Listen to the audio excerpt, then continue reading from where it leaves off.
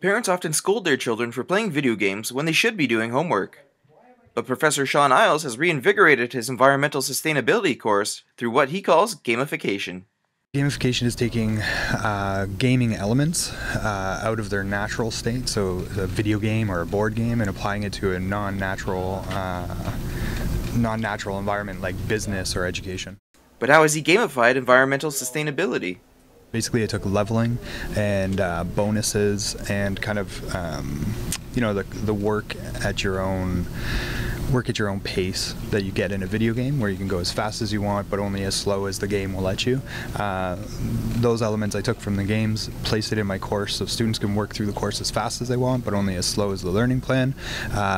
You get challenges like bosses in a video game, which lead you to bonuses and extra content and things like that. But why video games? I think it just makes it a little bit more fun for the students. The way that the content rolls out is a little bit easier, and the fact that you can get bonuses and have some fun in a classroom kind of changes that, the view of education. And how have his students responded to this new approach? I think they like the elements of gamification. The feedback that I've got has been pretty positive overall. They like how the course rolls out. They only get, they get one level at a time, so they don't see 14 modules of material. They see one at a time, and as they finish that module, they move on. They get the next module once they beat the boss or the challenge at the end of the module. So I think they're having a good time, and they like it. There's a little bit of a learning curve at the beginning, learning how things roll out and how it works, but overall it's good. Ken Wong is a graphic designer with IdeaWorks who helped design the gamification course.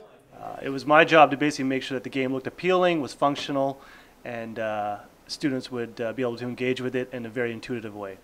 But where did he begin?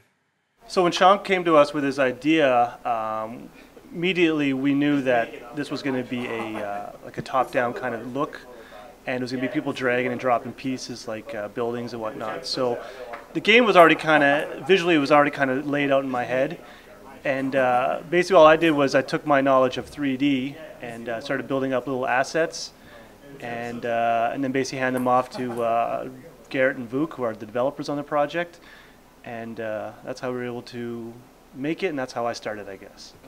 Wong says Isles is the key to improvements to the game. The feedback we receive would most likely be through Sean. Actually, it is through Sean. So if we hear anything about it, good, bad, or whatnot, it is through Sean, because he interacts with the students more so. We are a support resource for the college, and we have obviously our own things that we have going on in here, but that is how we find out what's happening. Where does Wong see this heading in the future?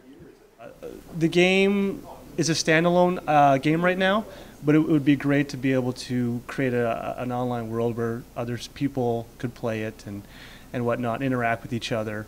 That would be a second phase, but once again, that's dependent upon resources and whatnot down the road. Reporting for Ignite News, I'm Joshua Cooper.